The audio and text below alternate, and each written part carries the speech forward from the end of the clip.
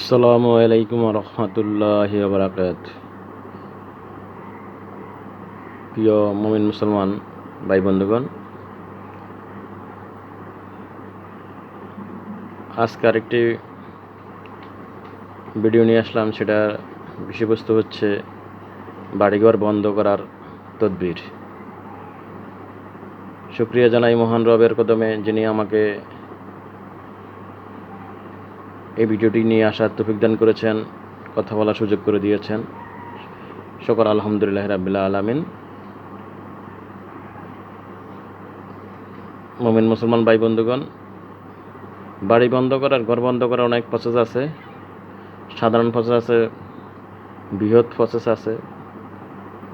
তো প্রসেস আজকে যেটি বলছি সেটা হচ্ছে অনেক বড় প্রসেস, বৃহৎ প্রসেস। আপনারা কী করবেন, চারটা বোতল নেবেন। চারটা জিনার জলি হোক বা লোহা হোক, বর্তমানে মার্কেটে মানে জিনার জলের মতো লোহা পাওয়া যায়, বড় বড় ছোট বড় সব কিছু পাওয়া যায়। চারটা লোহা লাগবে, চারটা বোতল লাগবে, তারপরে আপনার কস্টেপ লাগবে, এরপরে কাইতেন নেবেন। কাইতেন চারটা বোতলে মুখে বাঁধার জন্য কাইতেন লাগবে। একটা 3 হাত পরিমাণ, 3 হাত পরিমাণ হলে চলবে। তারপরে প্রথম প্রসেসটা বলতেছি। প্রথম প্রসেসটা আপনার যেটা বৃহৎ প্রসেস, প্রথম প্রসেসটা এভাবে করবেন যে কাইতেন নেবেন। কাইতেনের প্রতিটা চারটা বোতলের জন্য 4টা কাইতেন নেবেন, 3 হাত পরিমাণ করে। ওই কাইতেনের প্রথম মাথায় সূরা তরিকের শেষ 75 বার পরে একটা গিট দেবেন। আবার দ্বিতীয় মাথায়, কাইতেনের দ্বিতীয় মাথায় 75 বার সূরা তরিকের শেষ 3 আয়াত 75 বার পাঠ করে দ্বিতীয় ফোন দিবেন, একটা গিট দিবেন। এই গেল 2 মাথায় 2টা গিট।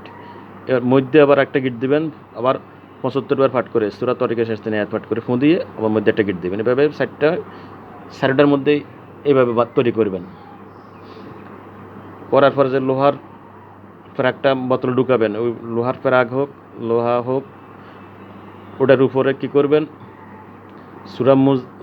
প্রথমে দুরূদ শরীফ পাঠ করে নেবেন, পরে সূরা মুজাম্মিল 3 বার পাঠ করে 3টে ফোঁ দিবেন, সূরা তরিক 3 বার পাঠ করে 3টে ফোঁ দিবেন। এই গেল আপনার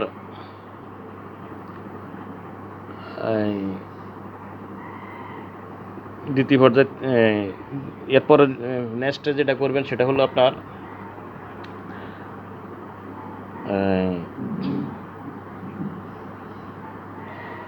বোতলের ভিতরে ইয়েগুলো ঢুকাবেন, লোহা ঢুকাবেন। ঢুকানোর পরে কস্টিপ দিবেন ফেসাইয়া, এরপর আবার ইয়ে দিয়ে বাঁধবেন, ওই কী কয়, কাইতেনগুলো আবার ওই মুখে বাঁধবেন। বাঁধার পরে আবার প্রত্যেকটা বোতলে সেল কাপ 3 বার পাঠ করে 3টি ফোঁ দিয়ে দিবেন। সেল কাপ 3 বার পাঠ করে 3টি ফোঁ দিবেন। ফোঁ দিয়ে এবার সাইড কোনায়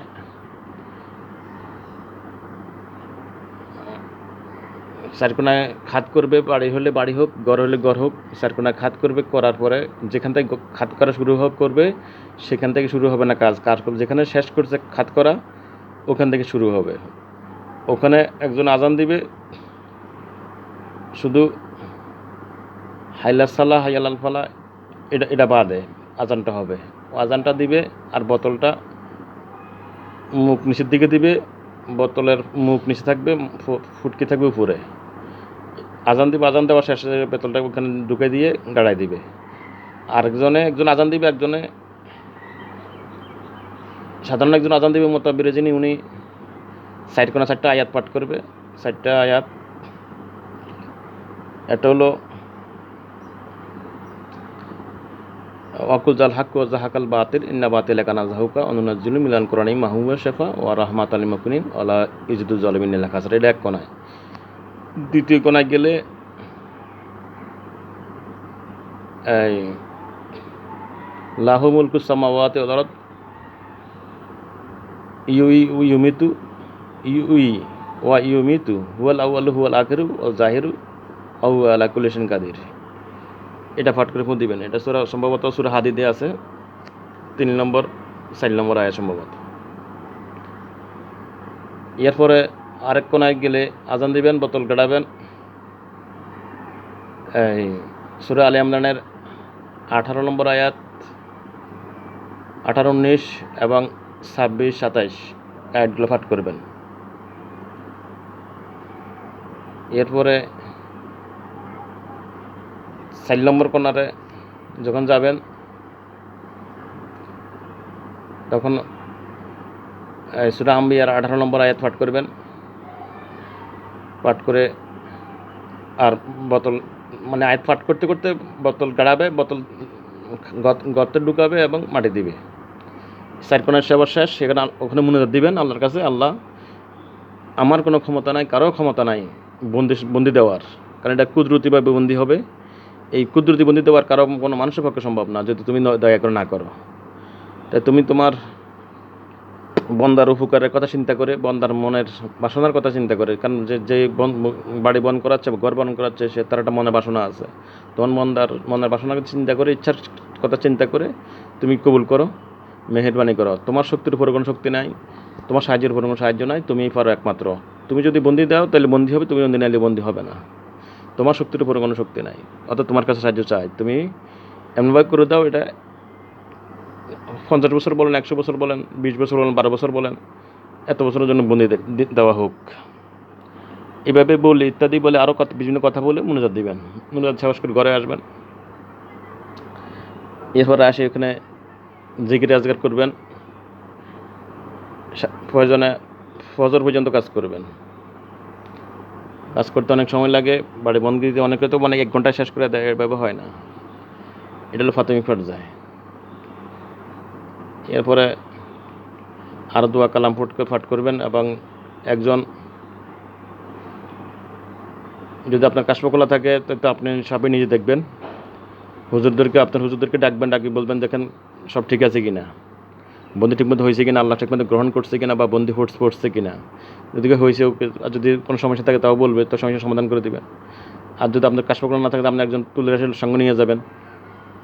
তুলের শরীরে আপনার যেই মুমিন জিন আছে তাকে হাজির করবেন। হাজির করে বলুন হুজুর দেখেন তো বন্দিত সব কিছু সব ঠিক আছে কিনা, কম্পিউটারটি ঠিক আছে কিনা। যদি ঠিক আছে বাস, তো ঠিক আছে। আর যদি ঠিক না থাকে, কোথায় ঠিক নাই সেই সমস্যাটা সমাধান করে দেন। এইভাবে ইনশাল্লাহ বাড়িঘর বন্ধ দিবেন। এরপর প্রত্যেক রুগীরে ঘরের মধ্যে এই বিভিন্ন নকশা, সেল ক্যাবের নকশাটা 4 কোণায় 4টা লাগাই দিতে বলবেন ঘরের ভিতরে, ঘরের দেওয়ালে। আর সূরা তরিক লিখে, একটা কাগজে সূরা তরিক লিখে, এটা হলো সাধারণ পর্যায়ে। সূরা তরিকটা লিখে মাটিতে বাড়ির 4 কোণায় গাড়াই দিলেও হয়। একটা পলিথিনে বেঁধে মাটির 4 কোণায় গাড়াই দিলে, বা একটা বোতলে ঢুকাইয়া 4 কোণায় গাড়াই দিলেও হয়। হ্যাঁ, বেশিরভাগ লোকে সূরা তরিকের শাস্তি নেট দিয়ে করে, কিন্তু সূরা তরিক পুরোটা পাঠ করবেন, লিখবেন, একটা কাগজে লিখে বোতলে ঢুকাই বন্দি করে দেবেন 4 কোণায়। এটা উত্তম হবে। এটা হলো দ্বিতীয় পর্যায়ে। আর সাধারণ পর্যায়ে হলো সূরা তরিক যদি ঘরের ব্যাপারে হয়, সূরা তরিকটা লিখে 4 কোণ ঘরের 2 দুয়ার, যতগুলো দুয়ারে প্রত্যেক দুয়ারে লাগাই দিবেন এবং 4 কোণায় 4টা লাগাবেন, প্রত্যেক দুয়ারে একটা লাগাবেন, বাস। পাশাপাশি এই সেল কাপের নকশাটাও লাগাবেন। এরপর আরও আছে, সেই ভিডিওটি নিয়ে পরে একবার আসবো ইনশাল্লাহ পরবর্তীতে। আজকে এই পর্যন্ত। আমার তৌফিক ইল্লা বিল্লাহ ওয়া বিল্লাহ। আসসালামু আলাইকুম ওয়া রাহমাতুল্লাহি ওয়া বারাকাতুহু।